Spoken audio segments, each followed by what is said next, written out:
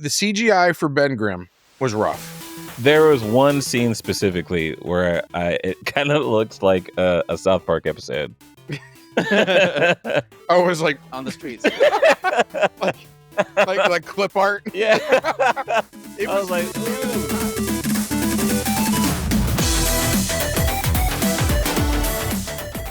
Are you in for a Galactus disappointment or a clobbering good time? In this video, we are doing our spoiler-free review of the new MCU film, The Fantastic Four: First Steps. This is Eat Sleep Nerd, a show where you can check out, go AFK, and relax with us as we discuss all things nerd. I'm your show host, Corey Winter, but let's get right into it. Let's not waste any time. I am joined here by a small team today. We got Jason Summer. Yo. And Christian James. What's up? So we do have a smaller team here today. It's just the three of us. We don't usually have only three of us here. But this has kind of become our MCU team. Right. Yeah, the ones that can. just about. Yeah. Yeah. Those that still care about it a little bit. Yeah. Yeah. It's real to me. What movie number is this? 3082? It might even be in the 40s now. No, I don't think we're in the 40s yet. I think we're the 40s. It's probably movie 828. If you're not familiar with how Eat Sleep Nerd does things, we're doing a spoiler-free review here for Fantastic Four: First Steps. Spoiler free. We'll save our spoilers for a separate video that comes out next week. Separate video. All right, after the opening weekend, so we'll save the spoilers for that. But in this episode, we're just going to do our impressions of this film. Of the film. Jason. You have failed me for the last time, Admiral. So if you have not seen this film yet, but you want to know how we felt about it, this is a good video to watch because we're not going to spoil any of the story stuff. We're just going to be talking about overall feelings, how we felt about how this fits into the MCU, how we felt about the acting, how we felt about just how this treats the Fantastic Four as Marvel's first family. So we'll talk about all that stuff, and then we'll give it our Eat Sleep Nerd score. So if you're not familiar, that's our score from a scale of 1 to 5.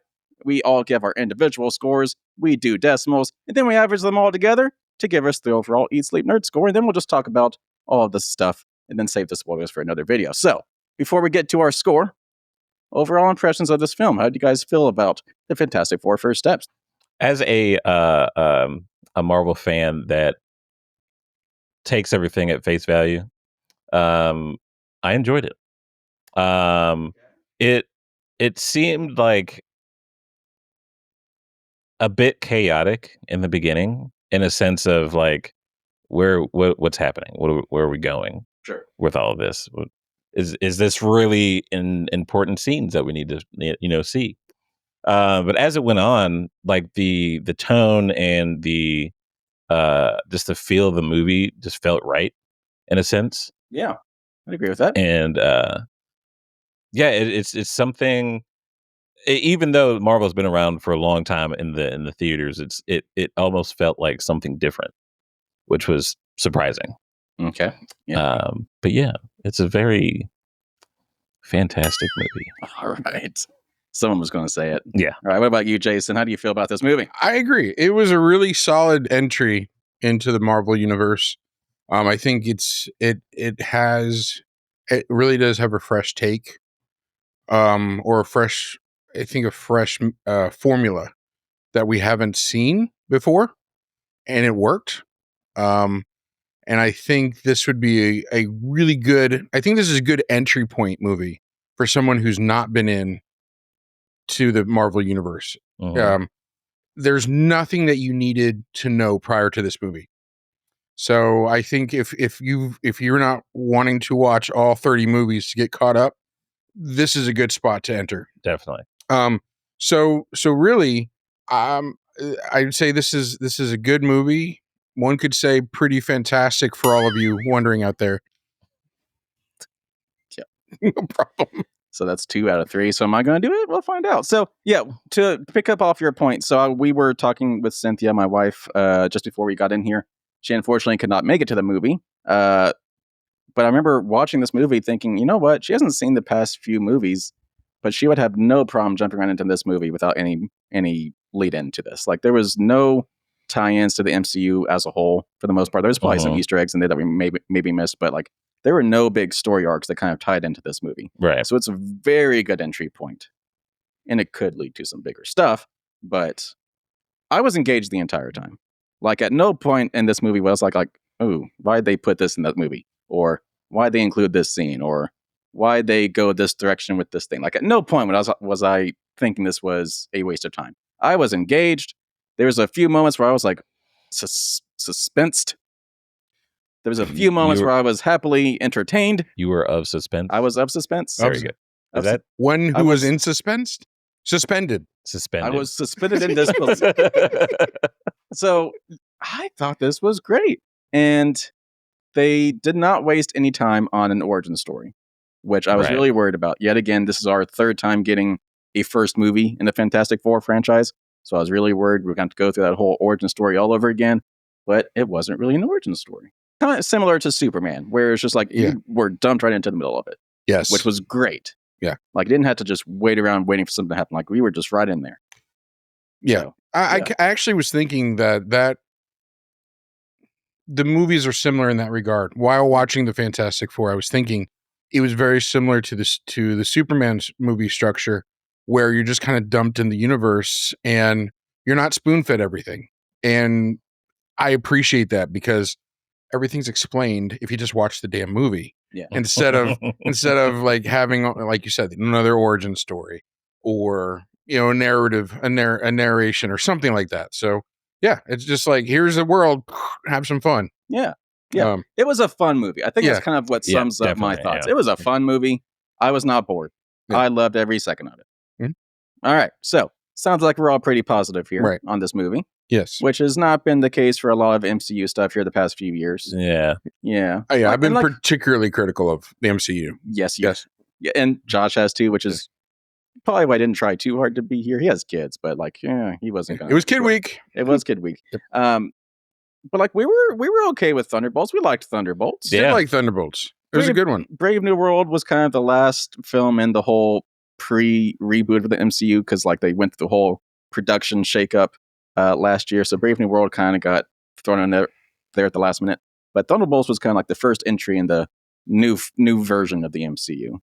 And so I think this is kind of continuing that. Like everything it feels like is quality again. It feels like the story is worthwhile. It's not just being pushed out there to make a quick buck.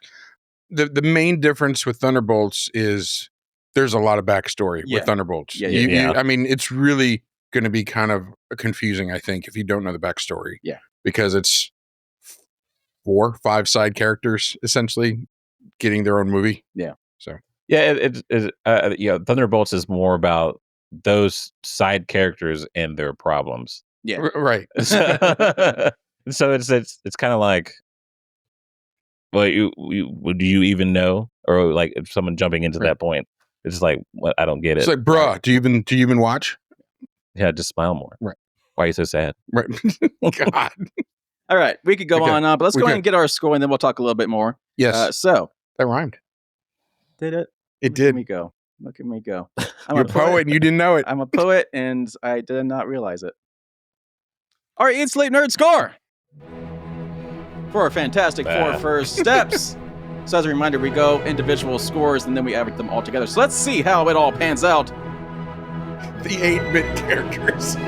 So starting off, we're all pretty even here. We just got Christian, myself, and Jason all coming out the gate at the same pace. But Jason, you're falling behind. What is happening here? I don't know. You're coming up to the end. Oh no, Jason, you're catching back up. You're catching back up. Christian, you're out to a good lead. And here we are, Christian 4.7. Jason and I are at 4.5, which brings us to a 4.5 out of 5. I For dig the it. Eat Sleep Nerd Solid. score. Heck yeah, that's a good Yeah. movie. That's not bad. Yeah. That's not bad. I'd say it's probably one of the highest rated movies I've had in a while. Yeah, Yeah. a very long time. I'd Yeah. say so. Yes. Yeah. So yeah, yet again, went back quickly, but we're all above a 4.5. Christian, you actually just kind of edged us out a little bit, but we're all right there, like just barely below a perfect 5 out of 5. Let's just start there. Since we're so close to the 5 out of 5, I want to know what kept us from that 5, and then we'll go from there. So Christian, you were as close as you could possibly be to a 5 without giving it a 5. So what happened there? Yeah. I wouldn't say it would be like story beats, but it definitely, even though the parts of the movie that seemed not out of place, but just long for some reason, and I did enjoy those scenes, but it just felt just a touch long. Okay. for dramatic reasons, you know. Um, but you really can't fault it because it's that long dramatic feel that they were really going for. And it was actually a very lean movie. This was a less than 2-hour movie. Mm. So when you have long scenes like that, they would definitely stand out. Yeah. So kind of picking off your point, I felt like this movie could have been longer, I think, and had some of those scenes breathe a little bit more. Yeah, exactly. Yeah, that probably would have fixed it right there for me. But I actually do appreciate the less than 2-hour runtime because I didn't have to spend my entire night doing this. We actually could get here at a decent hour and record this episode. Right. So I was all about that. But Jason, Yo. 4.5. Yeah. Where's that last half point? Left in the theater. That song at the end. And Fantastic. the credits. Yeah. What the hell was that? It was like 5 out of 5. It was like we have half of the credits. right. You have this great, wonderful movie that's really energetic and energized, and then you get then they play a song that's the equivalent of "In the Arms of an Angel." And I don't know if you noticed there was some memorials that they were having at the end of the credits, but I don't know. There's Yeah, I kind of wonder if that's what it was. Yeah. And if that's the case, I'm sorry. However, it didn't match the tone. Anyway, no, that wasn't it though. A couple things kept taking me out of the movie. One was they're clearly, and this is not a spoiler. You're not on the main Marvel Earth. Yeah, I mean, that's like very first thing. Yeah, you right. Like Okay, yeah. So they are in a retro 60s, futuristic 60s vibe, which is really reminiscent of the 60s and early 70s Fantastic Four comics.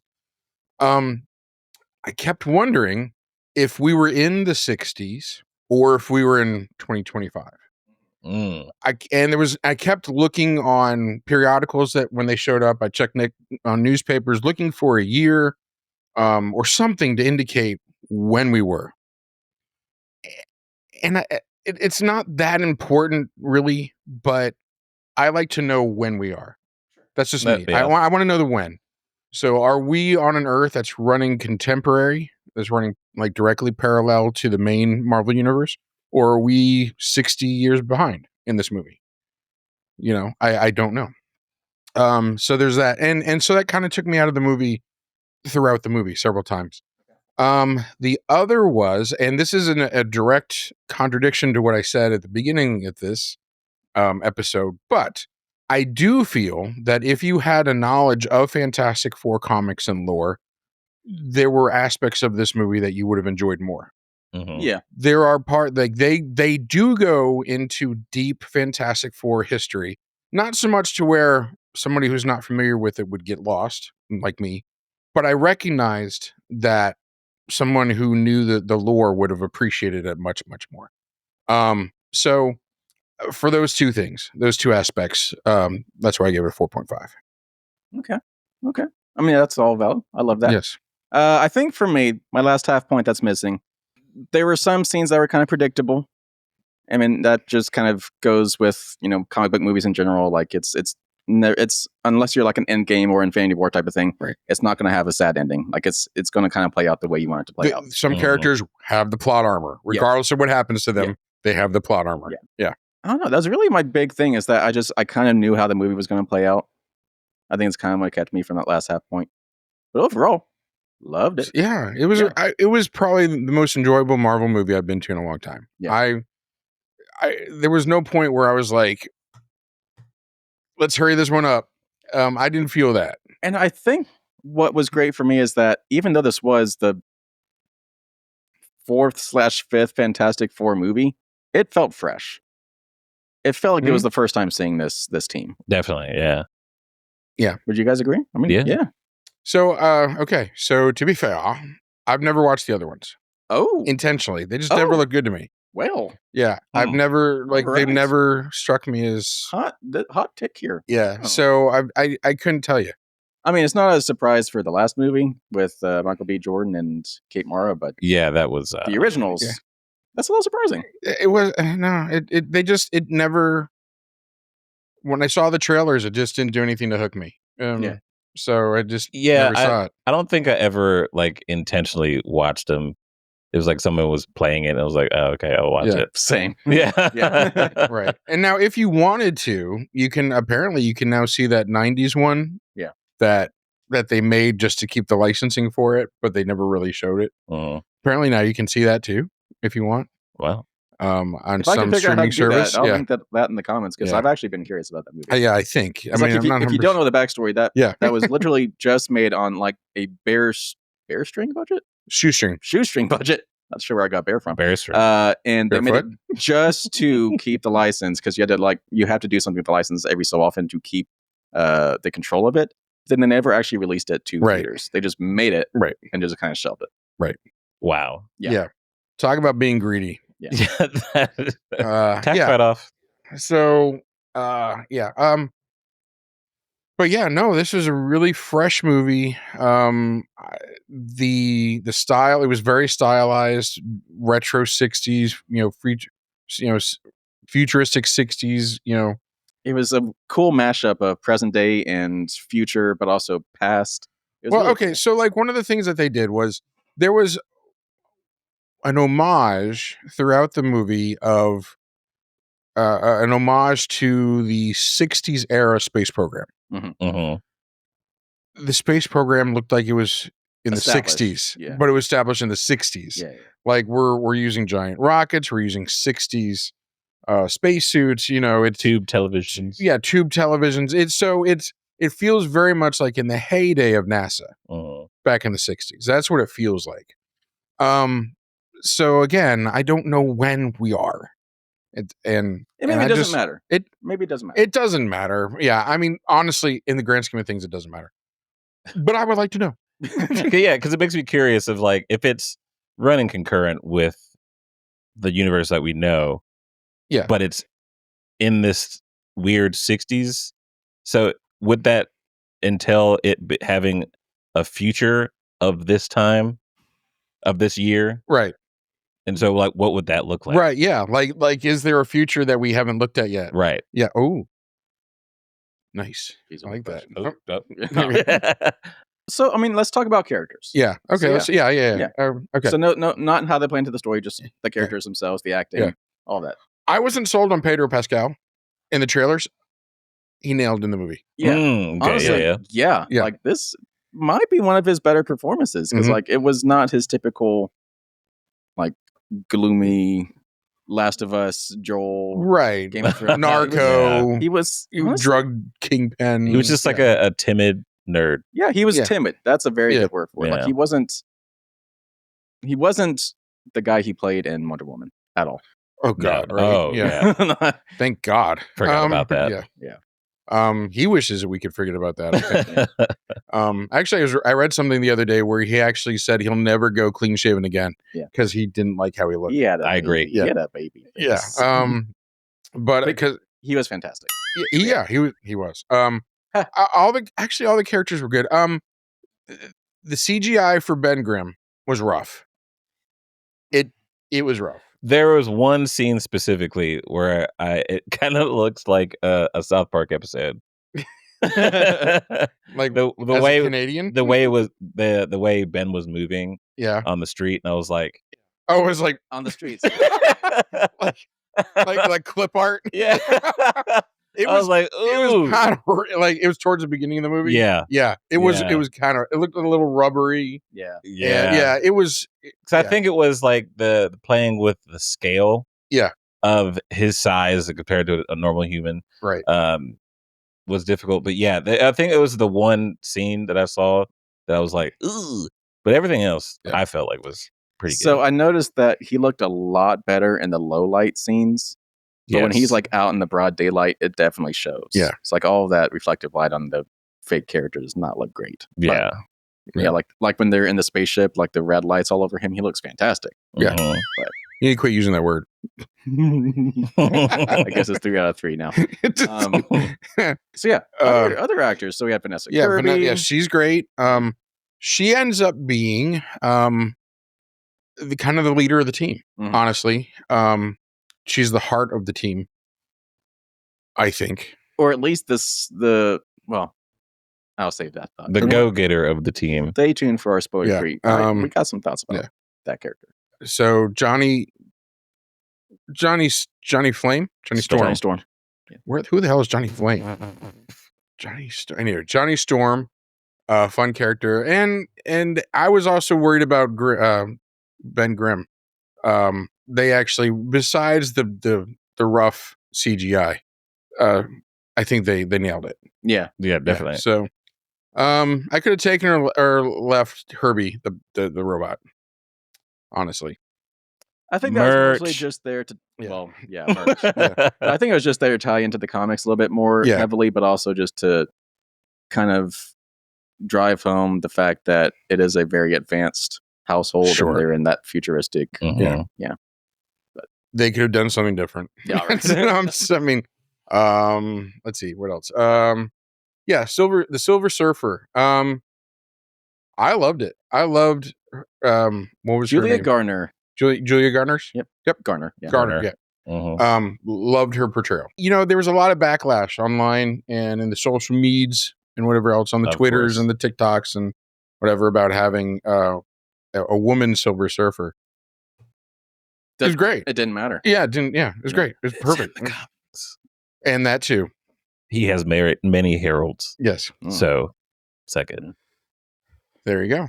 So yeah, I mean, if this is like one of your major gripes with this movie is like they have a woman Silver Surfer, just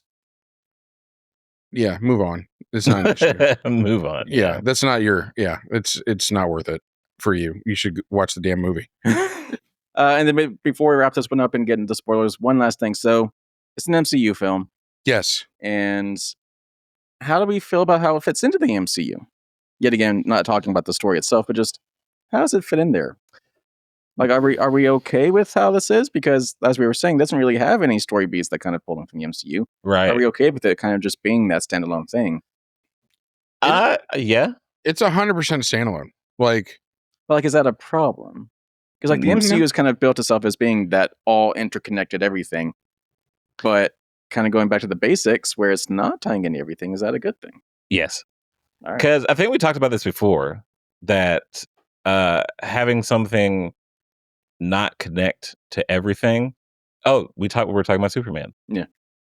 How James Gunn is going to be, it's just been like, his movies are not really going to connect. They're just going to come together somehow. Yeah. This one, it being a real standalone, leaves up to the audience's imagination of where it will go. right. Love that. It also allows writers and directors to play with it where it's going to go. Exactly. It allows them the freedom to not be pigeonholed into or corralled into a direction. Because we've seen cutscenes that are 10 years old now, we haven't seen yet. I would like to know where Charlize Theron is. I've been thinking about that since that Right? movie. Like, what? How are we gonna go? Are we gonna go back to that Right? at all? Please? No. Like she ripped a hole in space and time and just disappeared, Right. and that's where that storyline Right. went. Yeah. So I'd also say, did we already say this? If we already said it, I'm reiterating it. Okay. Love And that. if I haven't said it, Okay. I'm saying it for the first time now. All right. That makes sense. This is a great place for someone who hasn't watched. It's like the first thing we the- said, but love it. It is the first thing. Okay. No, say it again. Love it. Yeah. No, this is, I'm going to reiterate this. This is a great Marvel movie to drop in if you haven't seen this movie. If Definitely. you haven't seen any of the Marvel movies. Yeah. Yeah. There's a good starting place. And honestly, it's family friendly. Aside from like one, There's some cursing. Like I think it was like maybe 1 or 2 S bombs. About 3 or 4. Whatever. They got a little free on the cursing in this one, I noticed. I didn't notice. There's one I can remember. Johnny several Did he? times. Did he? Yeah. Well, it doesn't matter. It was Yeah. mostly family friendly. It is mostly family. So like, unless you're not okay with a couple of curse words, I mean, there's nothing graphic about it. Mhm. There's nothing scary about it. Even the fighting is like, there's not much fighting. It's very comic booky, Yeah. Very, yeah. which is great. Like it's a really great escape movie, like escape from reality movie. Like it's a really good one to just sit back, enjoy some popcorn, enjoy some soda, enjoy the theater, enjoy a good movie. It's a good ride. It's a fun ride. And that's the thing. I might change my score to a 5 Oh, because that's the thing that I think I subconsciously enjoyed is that you saw their powers, but it wasn't the whole movie. so actually, that was one of my big pluses too. Is that this is very much not a just action movie. Like, there's definitely action in there. Like, it's maybe like 15% of the movie. Most of it's just them being a family. Yeah. Good story, good acting. You can forgive anything else. Boom. Are we going 5? Yes. Oh, Okay. Well, I'm not changing on the graphic, but I don't think it's too really much gonna. I don't think it's gonna bring us up that much, but it might give us like a 4.7. It's right. It's still. Yeah. It's still right. So while we're here, let's actually look at Rotten Tomatoes. So on Rotten Tomatoes right now, this Wow. score the score is fresh. I mean, it's still coming out. This is still opening weekend, early in the opening weekend. Critics right now, out of 224 critic reviews, 88%. Out of over 1,000 verified reviews on the audience side of things, 92%. So yet again, reminder, Rotten Tomatoes is the percentage of people that thought it was a good movie. So 92% of audiences right now think it's a good movie. Fantastic. you guys. We're so cool. So I think that's going to wrap us up here for the spoiler-free review. So we're going to be getting into spoilers in our next video, which comes out on July 29th after opening weekend of this film. So if you want to talk about the story and all of that fun, juicy stuff, come back next week, because we'll be getting into that. Probably going to be an hour-long conversation. So make sure you tune in over here on Eat Sleep Nerd. That's youtube.com/@EatSleepNerd if you have not subscribed already. And if you have not, please leave a like on this video. Leave some comments down below. Spoil-free comments. We don't want to spoil the movie for anybody else. And if you have not already, please share us over on social media with their friends and family. That goes a long way into supporting this channel. Now, because Christian, you're over there giving it a perfect score. Did you fall asleep for a second? No, I was thinking about something. All right, so 3 things that nerds should be... No, you know what? 4 things that nerds should be doing before they go check out That's pretty. this new movie. Not Eat, sure I'm going to do this, but okay, go for sleep, nerd, flame on. it. All right, take it easy, people. Nice.